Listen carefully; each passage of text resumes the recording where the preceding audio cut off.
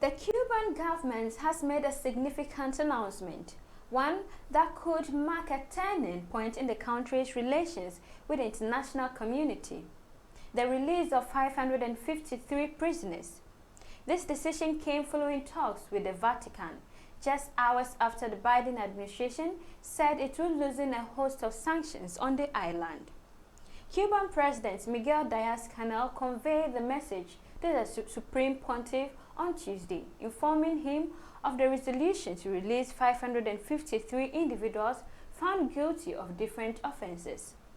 The Cuban presidency in a statement said, and I quote, "As part of the dynamic relations with the Vatican State, the Cuban government has maintained communication with Pope Francis and his representatives, and as in the past, has informed His Holiness about processes of review and release of persons deprived of liberty, a practice that is common in our justice system and has characterized the humanitarian trajectory of the revolution," unquote.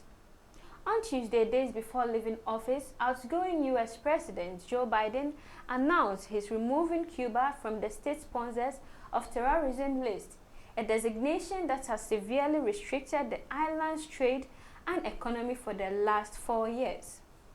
The easing of sanctions by the Biden administration has been seen as a positive gesture towards Cuba and potentially could be a significant breakthrough in the bilateral relationship between the US and Cuba. However, President-elect Donald Trump may choose to reverse the decisions when he assumes office on January 20th. Donald Trump placed Cuba on the state sponsor of terrorism list during his first term, and his administration restored sanctions and restrictions on travel to Cuba.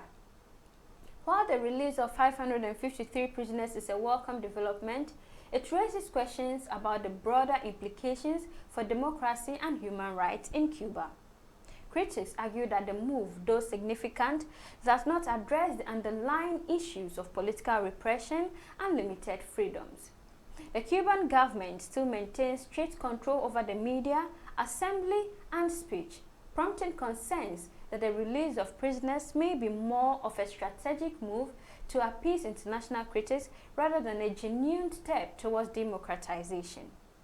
As Cuba navigates its path toward a more open and democratic society, the support and engagement of international partners, including the Vatican and the US, will be a crucial thing in encouraging meaningful change. Let us know what you think about this move by Miguel Díaz in the comments section below. And don't forget to like, share, and subscribe for more updates from the News God.